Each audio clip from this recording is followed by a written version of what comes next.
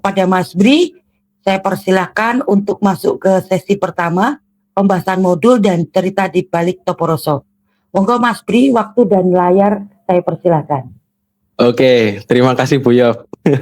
Tadi sempat aku mulai dikit ya, tapi dimulai lagi dengan Bu Yovita, nggak apa-apa. Oke, makasih ya Bu Yof ya, udah membuka dan menjadi moderator kita malam kali ini. Kita langsung saja ke materi ya teman-teman ya, dan terima kasih sebelumnya yang meluangkan waktunya untuk kita bermalam minggu bersama ya. Oke, kita lanjut tentang kesadaran diri dan kesadaran kolektif ya. Tapi sebelum itu coba kita tanya dulu itu apa itu kesadaran. Kalau jawaban jujurnya ya teman-teman ya, aku nggak tahu kesadaran itu apa, aku nggak tahu. Jadi bagaimana aku itu menjelaskan rasa manis itu nggak bisa. Bagaimana aku mendeskripsikan warna merah itu nggak bisa, aku nggak tahu. Jadi kesadaran itu kalau definisi jujurnya, sejujur-jujurnya aku nggak tahu kesadaran itu apa. Ya, karena kesadaran itu taunya ketika kamu mengalaminya. Ya. Jadi tidak taunya atas dasar deskripsi yang disematkan ke orang.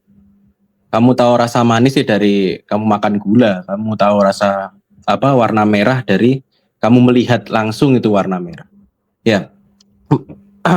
Tapi kalau bisa dijelaskan, kalau bisa aku jelaskan, itu adalah kesadaran itu kayak subjek dasar dari berbagai macam aktivitas, entah itu aktivitas apapun, dan subjek ini itu selalu ada dan akan terus ada, selalu ada dan akan terus ada. Ya, kalau kita coba jelaskan kesadaran itu apa ya, menurutku dan Toporoso itu kesadaran itu kayak gitu. Terus fungsinya apa kesadaran itu? Agar kamu tahu dan mulai mengenal diri kamu. Jadi kesadaran itu guys, itu tidak pernah menyembuhkan kita. Kesadaran itu nggak pernah menghilangkan penderitaan dan menggantinya dengan bahagia. Kesadaran itu nggak pernah mengurangi sedihmu, menggantinya dengan sukacita, nggak pernah. Kesadaran itu hanya membuka mata, dan ketika kamu membuka mata, kamu mulai tahu dirimu itu siapa, sehingga akibatnya kamu jadi bahagia. Jadi kesadaran bukan menambah bahagia, tapi penglihatanmu atas dirimu sendiri itulah yang membuat kamu bahagia. Ya, dapat dipahami ya. Jadi itu adalah fungsi dari kesadaran. Kesadaran itu hanya membuka mata guys. Jadi dia itu tidak seistimewa itu ya, hanya membuka mata dan mengenal dirimu. Mungkin selama ini kamu tidak mengenal dirimu mungkin dan sering melewatkannya. Ini seperti kata Mbah Oso ya. Jadi seluruh upaya yang berkaitan dengan kesadaran itu untuk membangunkan. Ini bukanlah ajaran, bukanlah apapun, ini hanya air dingin yang disiramkan ke wajahmu ya. Disiramkan ke matamu, dan ketika kamu terbangun, kamu mendapati sosok yang tidak seperti apa yang diceritakan orang-orang, tidak seperti apa yang diceritakan banyak religion, banyak aliran spiritual dan sebagainya. Kamu adalah sosok yang unik, bunga yang unik kayak gitu ya. Kalau Mbah Oso menerangkan bahwa upaya kesadaran itu seperti itu. Oke, kita masuk lagi ke setelah kita tahu apa itu kesadaran dan apa itu fungsinya secara singkat. Kita coba dari mana kita itu mengalami rasa manis dan dari mana kita mengalami melihat warna merah atau mengalami kesadaran itu dari mana? Dari teknik. Dari teknik. Kalau di Toporoso itu ada 3 teknik dasar, yaitu teknik penyaksian subjek, teknik penyaksian jarak, dan teknik penyaksian objek. Ya, jadi 3 teknik itu teknik yang paling dasar. Oke. Nah, untuk memantik 3 teknik ini muncul, biasanya itu ada teknik-teknik pemantik. Contohnya teknik-teknik pemantiknya seperti ini. Puasa, meditasi, periferal, sadar jeda, mirroring, quantum jam, alpha mind, dan jutaan teknik-teknik lainnya yang sudah sering dibahas di seminar-seminar dan kelas-kelas berbayar. Ya, jadi semua teknik pemantik itu dasarnya sama, adalah teknik penyaksian, 3 teknik penyaksian. Mau penyaksian subjek, jarak, ataupun objek. Contohnya, misalkan alpha mind, teknik alpha mind. Teknik alpha mind itu adalah sebuah teknik yang membuatmu tahu siapa alfanya.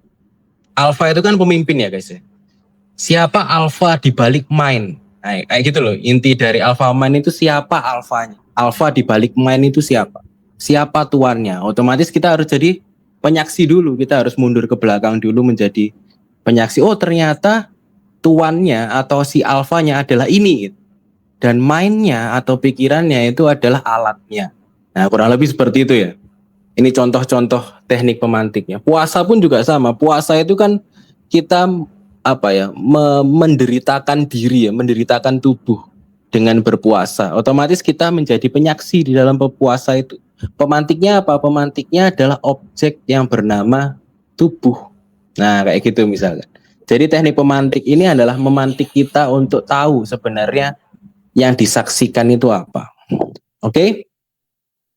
Nah, kesadaran itu kan yang kita pelajari ya, berarti kita sedang belajar ilmu kesadaran.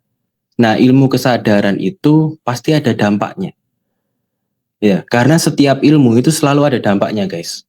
Ilmu yang tidak berdampak itu bukan ilmu, itu hanyalah pengetahuan. Kalau di teman-teman ngikuti YouTube Toporoso, pengetahuan dan ilmu itu beda. Ilmu itu adalah pengetahuan yang dipraktikkan, sedangkan pengetahuan adalah informasi-informasi yang kamu kumpulkan. Ya, jadi belum tentu seseorang itu berilmu, bisa jadi orang itu hanya berpengetahuan. Karena pengetahuannya belum dipraktikkan menjadi ilmu. Dan ilmu, ciri sebuah ilmu itu adalah berdampak. Berdampak itu maksudnya apa? Membebaskanmu, membuat keyakinanmu di dalam hidup dan sebagainya.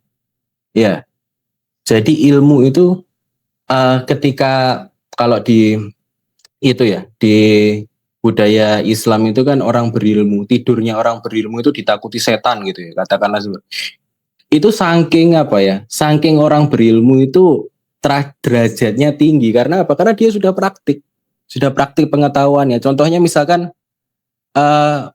kalau kamu belajar ilmu tentang ikhlas ya, tapi kamu masih ragu-ragu untuk ikhlas, masih takut-takut ojo-ojo ini nggak ikhlas aja, jangan-jangan ini aku melakukan ini nanti penderitaan datang dan sebagainya.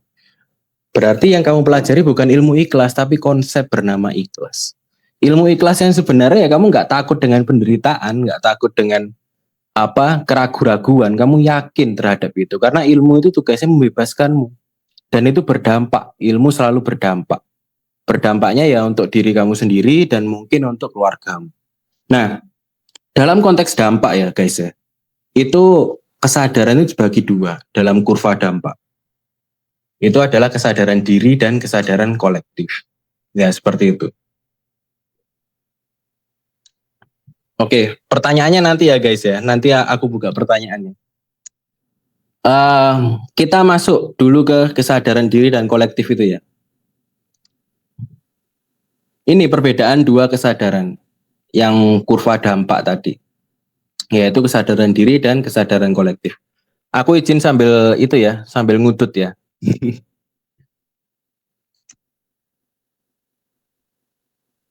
Oke, kesadaran diri itu adalah kesadaran yang fokus utamanya hanya pada diri kamu sendiri. Yang fokus utamanya dampaknya itu hanya pada diri kamu sendiri. Jadi kamu berdampaknya itu hanya untuk diri kamu sendiri kalau kesadaran diri. Kalau kesadaran kolektif itu dampaknya itu selain dirimu juga diri-diri yang lain atau diri orang lain atau diri lingkungan atau diri masyarakat atau diri sosial kayak gitu ya. Kesadaran diri, teknik dasarnya itu adalah penerimaan. Salah satu outputnya itu diri menjadi lebih mindfulness. Itu untuk kesadaran diri. Kalau kesadaran kolektif, teknik dasarnya itu gerakan daya cipta. Salah satu outputnya adalah keluarga yang harmonis. Nah ini bisa dibedakan nih, outputnya ini udah jelas bahwa di kesadaran diri, yang mindfulness itu cuman kamu. Jadi kamu itu tidak tidak dalam tanda kutip sudah nggak terpengaruh lingkungan, ya hanya kamu yang berdampak. Tapi kalau di kesadaran kolektif, salah satu dampaknya ya adanya keluarga harmonis, pertemanan yang sehat, terus lingkungan kerja yang gini dan sebagainya, macam-macam. Ya. Nah, ini ada indikator keberhasilannya. Jadi kalau kesadaran diri itu munculnya indikator hidup yang lebih mengalir. Hidup yang kayak seperti ada yang menggerakkan gitu ya. Karena saking nikmatnya dengan dirimu, jadi kayak kamu seakan-akan ada yang menggerakkan, ada sosok besar yang menggerakkan. Nah, yang kedua adalah mengalami titik netral. Jadi kamu menjadi lebih netral, kosong, suwung dalam tanda kutip ya kalau orang-orang nyebutnya suwung ya. Sehingga kesadaran diri itu lebih ke kamu itu sudah dalam tanda kutip bebas dari nilai dualisme. Karena nilai dualisme benar dan salah itu didapatkan dari kolektivitas, guys. Mencuri itu salah, sedekah itu benar, nah itu dari kolektivitas. Sedangkan diri, kesadaran diri itu tidak membahas itu. Makanya kesannya itu sebebas-bebasnya. Ini yang banyak komunitas kesadaran itu lakukan biasanya. Jadi yang penting ikut kelas, terus divalidasi penderitaannya, terus dibayar hutangnya, wis selesai. Dia hidup bahagia. Padahal itu hanya dirinya saja. Belum tentu orang lain juga ikut bahagia, belum tentu orang tuanya ikut bahagia, macam-macam. Seperti itu ya. Nah, kalau kesadaran kolektif beda. Kesadaran kolektif itu adalah munculnya sensasi keresahan kolektif. Jadi kamu bisa melihat menjadi penyaksi yang awalnya hanya untuk diri kamu sendiri, menjadi penyaksi lingkungan sekitarmu. Wah, ternyata ada sesuatu loh di lingkungan sekitarku, entah itu lingkungan keluargamu, entah itu lingkungan pasanganmu, entah itu macam-macam. Nah, bedanya sama kesadaran diri yang tadinya titik netral, kesadaran diri. Kalau di kesadaran kolektif itu titik keseimbangan, guys, bukan titik netral. Titik netral di kesadaran diri itu definisinya adalah bebas dari dualisme. Kalau di kesadaran kolektif itu dia bergerak melalui dualisme. Nah, ini bedanya seperti itu antara kesadaran diri dan kesadaran kolektif. Nah, di dalam kesadaran kolektif itu orang itu bisa berani memilih sebuah dualisme, guys. Jadi kalau di kesadaran diri orang itu dipaksa untuk menerima aja, membiarkan itu lewat dan sebagainya, sehingga dia tidak ada timbul keputusan mendasar atas sebuah pilihan. Maka di dalam praktik-praktik kesadaran diri, semua pilihan dan semua keputusan tidak dianalisa. Hanya dibiarkan saja dan diterima saja. Sedangkan di kesadaran kolektif itu wajib menganalisa dan memilih. Makanya di kesadaran kolektif ini, isinya orang-orang yang berani memilih sebenarnya. Berani memilih hidupnya itu seperti apa, bukan hanya mengalir dan menerima aja.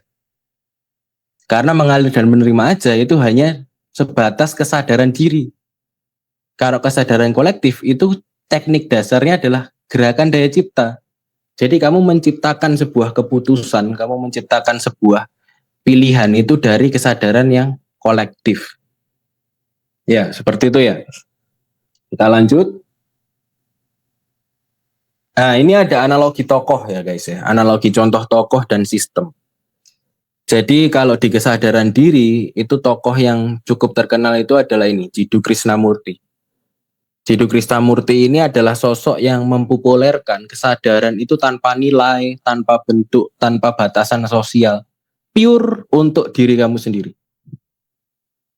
Maka orang-orang yang suka Jiddu Krishnamurti biasanya orang-orang yang merindukan kemurnian atas dirinya sendiri. Karena hanya sebatas kesadaran diri. Sedangkan ada tokoh lainnya, contoh tokoh kesadaran kolektif adalah ini, Sadguru.